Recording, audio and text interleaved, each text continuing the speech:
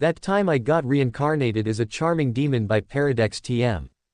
Scarlet Bonds IV. Oh, so you do know how to come back home? Luminous asked after hearing Sophie's steps coming closer. Her typical high heels made a particular and unique sound on the stone floor of the church. And you were enjoying a glass of wine without me, huh? Sophie said, smiling as her silhouette emerged from the door. Tisk, I've been enjoying it for thousands of years. Ever since I had no desire for blood anymore, Luminous answered nonchalantly while ordering the butler Gunther to prepare one more glass with a simple hand gesture. Era, it seems you're quite angry at me today, hem. Sophie asked while casually climbing onto the bed Luminous was lying on. HMPFY show, Luminous was in no state to finish her sentence as she got attacked by Sophie, pressing her down softly and kissing her. A few seconds flew by until their lips parted with a string of saliva hanging between them while they stared down into each other's eyes. Luminous was the first to break free from their short but intense moment. Why, you're going to spill my drink, the vampire said. Oh my dear, you're completely right. The wine is more important than you, Sophie said teasingly as Gunther returned with a bottle of wine.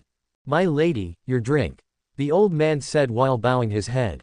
Thank you, Gunther, Sophie said excitedly as she saw the red-colored substance flow into her glass.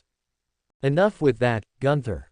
Leave us alone, oh, and leave behind that bottle of wine, Luminous ordered, her angered voice displaying that the teases worked flawlessly, as expected of Sophie.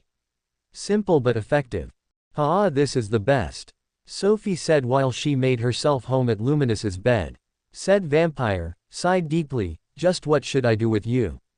Mind telling me now what you've been doing since you left me alone? Well, Sophie took another sip of the wine.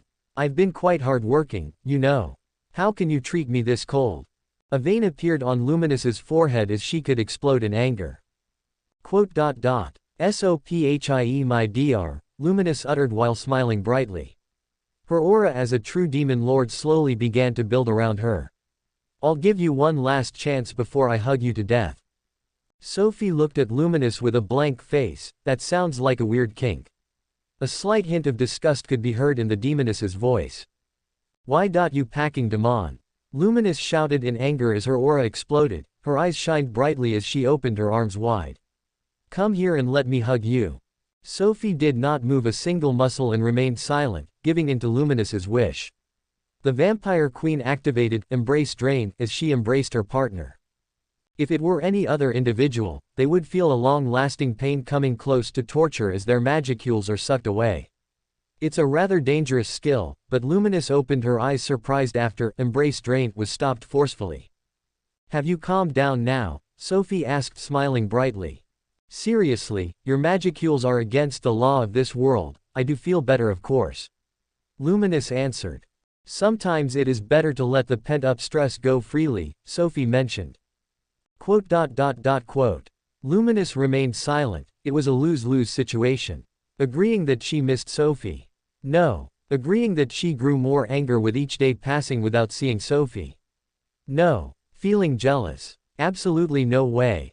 Sophie emptied her glass and put it on the night table next to the bed, successfully getting the attention of Luminous after she sunk into her thoughts. I've been establishing an information network. It isn't entirely working on its own yet, but that will change in the near future. Afterwards, I made sure to begin building a relationship with the new demon lord, Sophie said. Luminous seemed shocked but thought about what Sophie said. After considering what Rimuru blatantly declared at the Walpurgis and his strong growth, she came to decide that it indeed is an excellent choice to befriend that slime named Rimuru Tempest. Is that so? It might come in helpful as Hinata is currently moving towards Tempest. We should use this chance for a meeting, Luminous said, which was news for Sophie.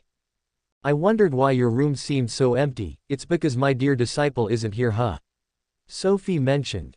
After receiving a message from Rimuru, she went to apologize for her past mistake, Luminous said.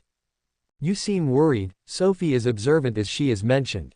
Lewis informed me about the 7 luminaries and their suspicious movements. Further, it seems like they've meddled with Rimuru's message, Luminous told her. Sophie sighed. That's not good. Just what happened here once I leave. Anyways, when do they arrive at Tempest? Hinata. Probably around 34 days from now on, Luminous answered. Sophie seemed relieved. Well, that's good. With the new information that he got, I am sure that he will take care of the matters within Raja in just one day. With this, the short meeting and welcoming ended, even if both of these lustful beings did cost out their fondness of wine in the soft bed for the rest of the evening and night. After the meeting with the pink lineage demon concluded, I signed a pact considering the project that Fortune suggested. However, the matter of bodies for the summoned monsters could not be fulfilled now. After all, I can't make them demon dolls like I've done with Beretta. Who would want to see dolls dancing? For sure, not me. Thanks to the fact that we sealed the pact, we received a sort of payment from Sophie, the demoness who no, that's not important. Important is that we had to rush to help Raja, which helped me escape Shion and Shuna's wrath. Rimuru-sama, do not think that I will forget what we've been talking about in the meeting. Shuna's voice suddenly echoed in my ear as she was currently riding on Ranga with me. Hey. I couldn't other than accepting my loss. To think that a primordial demon would be the reason for all this, said Benimaru, who urged me to help as soon as he heard this. He too rides Ranga at the moment as he couldn't else but worry about his brother. Yes, that fact is worrying, I said truthfully. Fortune told us what he was tasked to deliver from Sophie. Even when I told him that I first had to meet her again for further details of our deal and to judge that it wouldn't bring danger over Tempest. From his information, one of the primordial demons, referred to as Violet, is the reason why the tiara curses its wearer when using it. It seems like the existence of the tiara itself is entangled within the primordials, but he hid what exactly was going on. It seems like there is a servant from the primordial acting as a peddler who ensures that Tawa has to use the tiara constantly. The goal itself appears to be the creation of a perfect avatar for said primordial demon. But this wasn't all. The peddler seems to have spread rumors of vast veins of gold under the kingdom of Raja to its neighboring countries. So there is a threat of foreign invasions. This is the sole reason why we are rushing towards Raja. Rimuru-sama, we are crossing now into the borders of Raja. Ranga said excitedly. Yash, please land on one of the platforms they used for their dragon riders to land on, I said while patting Ranga's fur as a reward. Surprisingly, we were greeted by the queen herself as if she would have expected us behind her, a 30 to 40-year-old looking fellow. If we were back on Earth, I would have said he looked like a person from France. I seem to remember his face. Notice, we've met the individual Servius Valerius Valerian, the patriarch of the Valerian family. Considering the analysis of facial reactions, he seems to be aware of the existence of the primordial of lust, Sophie. Raphael explained. You've analyzed that and never told me. I asked, surprised. It didn't matter at that time. Master was already affected by the demoness's magicules and I had to remove them. Raphael's response was quick and harsh. It would at least explain why they are here to greet us, if Sophie were to tell them. Just how vast is her influence? I thought, slightly worried, but decided to focus on Tawa for now. Welcome Rimuru, I am not sure if it is good to see you again would be the best words as you come with bad news, right? Tawa said while greeting me. Well, that's right, though it is good to see you again. It seems that your health has gotten better, I said while giving her a slight bow as a greeting. Oh, please come inside first, we can talk afterwards. It is a cold night, after all, Tawa said with a smile on her face. Agreeing her, we followed into the hallways of the castle where I realized, where is Hiro at the moment? He seemed to be the type of always following you around, I said, which resulted in a slight giggle of Tawa. It seems like you know people well, Rimuru, Tawa said, and then added, I haven't seen him since I entered my private chambers a few minutes ago. Rimuru-sama, may I search for my brother? Benimaru said suddenly as he kneeled on the ground. Queen Tawa, please allow me to walk freely inside your castle. As expected of Benimaru, the one who led the foreign affairs till now. I only looked at Tawa awaiting my answer as I had nothing to add on formalities to his request. Very well, you shall go, who am I to forbid a meeting of brothers? Tawa said smiling. Ranga, you should go help him with your sense of smell, I added, and so Ranga left my shadow to accompany Benimaru. Shuna and I then followed Tawa into a nice comfy looking room and the maids served us tea even at this late time. The two of us began to talk then regarding the reason why we came here.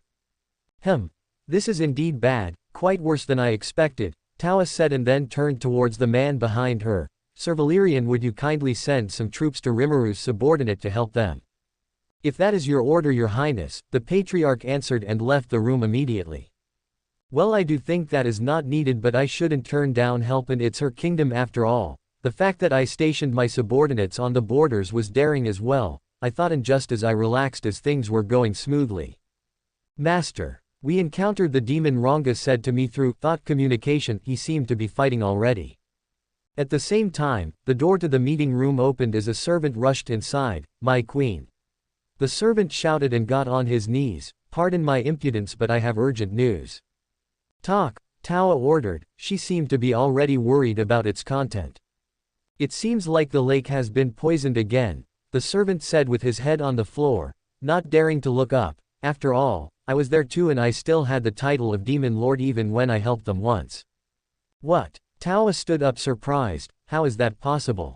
She asked, unwillingly to accept the report. Please calm down, Tawa, I said while standing up too. I've just received a report from my subordinates. They have spotted the demon I told you about. Ah! With an exhausted sigh, Tawa fell down on the couch. Silence overcame the room for a second until, Rimuru, please lend me your help once again. With a smile I answered, that's why I am here. Scarlet Bonds v.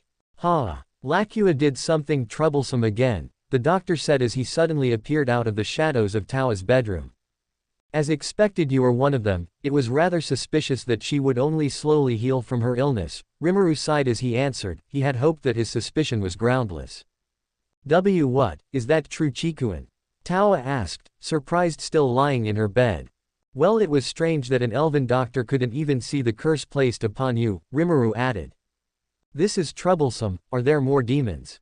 Just as I wanted to go to Benimaru and the others, Rimuru thought, annoyed. Kehehe, I am sorry my queen, but you haven't yet fulfilled your fate, so please bear with this, Chikuin, a little more, Chikuin said. Purple magic circles appeared on his hands as he suddenly shouted, Purple Rain, releasing purple-colored magic bullets.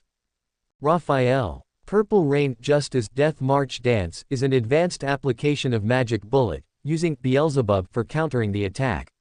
Raphael answered. Hi. But Raphael didn't activate the ultimate skill as the bullets faded on their way. What happened, Raphael? Rimuru asked, surprised. But before Raphael could answer, his focus waved towards the just opened door to the room, revealing someone familiar. Finally you've done something so I don't have to collect any more evidence, Servius said as he repositioned his glasses. You're Servius, the head of the Valerian Dukedom in Raja, Rimuru exclaimed, surprised as he received Raphael's information at the same time. It seems like the individual Servius Valerian is able to manipulate magicules like Charybdis or Demon Lord Frey, Raphael said. When had you time to analyze the Demon Lords? Servius is enough, don't you have something to do, leader of the monsters, Servius said while walking a few more steps into the room. Servius, why are you here? Grr, I guess there's nothing else I can do, Chikuin exclaimed as he demonized, laying down his appearance as an old elf. You're sure you can handle this safely? Rimuru asked. Tisk, Servius repositioned his glasses once more. Such a weak greater demon isn't worth even one breath of mine. Wow, he totally seems like a manga character. Rimuru thought with a shocked face until he left the room waving, I count on you to save Tawa-san. Servius sighed. Well then, should I send you back to that violet? A vein appeared on Chikuin's now bald head after the demonization. How dare you talk to my goddess in such a rude demeanor? You haven't noticed yet. Is it that you're arrogant, or are you not well versed in observing magicules? Servius asked and continued, else you would have fled already after noticing her involvement. Enough with your tries to fool me with words, Chikuin said as he casted a few more purple rain missiles towards Servius. Again, haven't you seen already that this won't make any use for you? Servius commented on the attack as it once again faded away. But some of the projectiles were hitting the ground first, resulting in an explosion and smokescreen. This could have been the perfect bait for anyone, but Servius, who had long anticipated how his enemy fired his magic, could see through the demon's plan. Kukuku, as expected you have just a big moai. Chikuin, who used the smokescreen to disappear and appear behind Servius again, suddenly groaned in pain.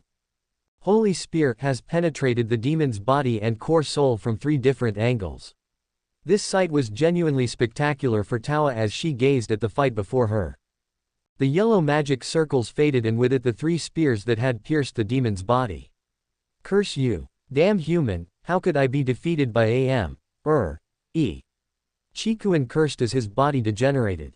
With a soft cling a purple-black shining orb dropped on the floor. Servius walked up to its bewitching stench and picked it up. He could feel the demonic energy in it filled with negative emotions such as rage, agony. After looking at it for a few seconds, Servius understood the overall concept of this demonic orb with the help of Thinker and crushed it into pieces with his hand. The dark ominous energy flowed out shortly and then disappeared into nothingness, mixing itself under the magicules again. This was spectacular. I never knew you could use holy magic after all. You always despised the church, Queen Tawa said while praising Servius for his win. No need for such praises, Queen Tawa. As for the holy magic, can't you do something similar? Those divine miracles you cast with the cursed tiara originate from your desire deep within, a similar concept to holy magic that you can use depending on your faith to any person, Servius explained. Obviously he left out the characteristics of his unique skill. Anyways, now what's left is the real culprit. But I guess Hero and his brother should be enough to deal with him, Servius explained and added, you should return to sleep. I shall guard you for the time being. Without any more words, he walked outside, closing the door behind him and remaining on the post. Tawa sighed, as if I could sleep when Hero and my kingdom are endangered, she mumbled, but not long after, she passed out from exhaustion, sleeping soundly. As I arrived at the scene, it seemed to have nearly ended already. The demon was already injured. After all, he was fighting not only Hero but Benimaru too. Tisk, this has somewhat become troublesome. How dare you to destroy my genius plan, the demon said, angered. It seemed like Benimaru wanted to say something, but I interrupted them. Appearing in midst of the 3. Rimuru-sama, Benimaru kneeled to greet me. He seemed relieved too. I wonder why, as strong as Benimaru is now, this demon should not be a problem for him. Hello there, I said. Oh, how long I wanted to say this. Well, it seems like the demon did not appreciate my joke. How would he when it's something from back when I was a human? Grr. Another one. Rimuru-sama, this demon just now said that he had already infected the queen with a demonic substance, and if we attack him Benimaru reported to me. Thought communication. Oh, so that's why he was there. Anyways, is that why you haven't killed him yet, Benimaru? I asked for the reason as to why he was laying low. After all, I could feel his battle spirit. It had a sent-off killing intent on it as well. Yes, my apologies, Rimuru-sama. Benimaru apologized for his decision. They have this nasty habit, after all. Always giving me headaches. I see, I can understand now. However, demon, your plan has already been stopped by me. The queen is probably resting peacefully by now thanks to Servius, I said. Although the aura he emitted seemed nothing to be wary of. I have yet to fight a demon. I've only seen Diablo, Fortune and Sophia. Honestly, they all seem strong enough to give me some trouble. I should ask Diablo later about everything, I thought. Servius, you mean that dukedom? What is happening for that lazy prick to do something? All of this? No, I'll be killed by her if I do not do well here. The demon named Lacua was terrified of his mistress. I observed his hand trembling as he took out a purple orb. What was he going to do with that? I can feel some energy coming from it. Notice. Curse orb, if consumed, one can raise his strength even rank amongst the demon. The individual has a 100% chance of falling into a berserk state after consuming. Raphael again answered my suspicions. But it was already too late, as Lacua had already shoved the orb into his mouth, consuming it completely. His aura changed instantly. It was more fearsome but uncontrolled. He had lost his whole reasoning. Notice. Individual Lacua has reached a magical count on par with a young archdemon, Raphael reported. Benimaru, didn't you say you would like to test out your powers? As for you, Hero, better let your brother handle this, I said in an ordering tone. Hi, Rimuru-sama, Benimaru said as he unsheathed his sword. Suddenly, the sword was in midst of black flames. Kuhaha, you think such a meager flame could hurt me? Lacua shouted as he unleashed nuclear magic, nuclear cannon. I was momentarily shocked as I did not expect such a strong attack right from the start, but Raphael told me he would enter a similar berserk state. Will he be alright? I thought, but a second later, my thoughts almost embarrassed me as I watched something unfold before me. Not only did Benimaru cut off the magic with ease, but once it came into contact with his sword it seemed to have grown even stronger, that black flame of his. Could I do that, too? Notice, Benimaru has used his skill, flame domination, to bend the fire and heat within nuclear magic, Raphael explained shortly. Wait, flame domination, what a show-off. Using that he could have just stopped it right from the beginning, I thought with a blank face. He's toying with his skills, huh? Well, I did say he should test out his strength. I could hear them exchange some words in midst of their fight, but I concentrated just at the way Benimaru was fighting. Hiro, surprised at his brother's strength standing next to me, did the same. I have a thermal fluctuation nullification. All those black flames around here sure heat up this place. Even the grass and trees around the palace's grounds have begun to catch fire. Grr, how dare you? Well, if I have to die here, I will make sure to take at least this forsaken kingdom with me as a sacrifice for her. Nuclear flame, Lacua gathered a ball of flame above his head. With time, it only grew larger and larger. Need my help? I asked, looking at Benimaru, who smiled. No need for you to step in personally. It seems like I've played around too much. I shall end things here so that he can rest peacefully ever after, Benimaru said as he stretched out his hand. Beggin, hell flare, the Kijin shouted. Impossible. Hiro muttered next to me. The nuclear flame that was supposed to reduce the kingdom Raja to ashes turned black in color and imploded right at the demon's arm. This must be the mystic art he has told me about after the war with Clayman. Thank you for your help, Shuna, Benimaru said once the night sky once again was freed from the sight of this battle. The stars shined bright. Behind me, Shuna and Xian alongside Sue stepped out of the shadows. I've noticed them earlier, but to think they would cooperate this quickly. Shuna had just used her unique skill, Manufacturer, and its sub-skill, Infusion, to fuse both Nuclear Flame and Hell Flare into a new magic controlled by Benimaru. That's at least what Raphael explained to me. These guys, was there a need to go overboard like this? I was at a total loss, but a smile appeared on my face as I knew that I could count on them even more in the future. I might need them sooner than later. That woman is giving me non-stop headaches. Will she indeed be on our side? Or will it be another great foe? I take it that you guys have fended off those other countries preying at Raja. I asked Shuna, Xian, and Sue. Hi, Rimuru-sama. Xian shouted and came running, hugging me from behind. Her womaness once again laid down on my head. Are those things getting heavier? I thought, embarrassed. Oh my, Xian-san, shouldn't you be more thoughtful as Rimuru-sama's secretary? Shuna asked with a menacing smile. Here they go again. I got myself out of Xian's hug before it was too late, but honestly it's a trap, I tell you. Sue, report, I asked for his report. Hi, as we expected, the demon was the one to spread false rumors of a giant gold mine to other countries. Each kingdom was infiltrated by some more minor demons that have been revealed once Lacua has taken the curse orb. Once we disposed of them, there was no more dispute with any kingdom. Sue explained. He must have been watching all along with a clone, huh? I sighed, relieved as it seemed that this chaotic problem of Raja had finally been resolved. Although relatively fast and chaotic without any further information why these demons did what they did. I somehow feel like what had happened in Coleus before I've become a demon lord was similar to this. Anyways, I hope for now more peaceful days are to come. After all, we are currently in midst of planning the festival.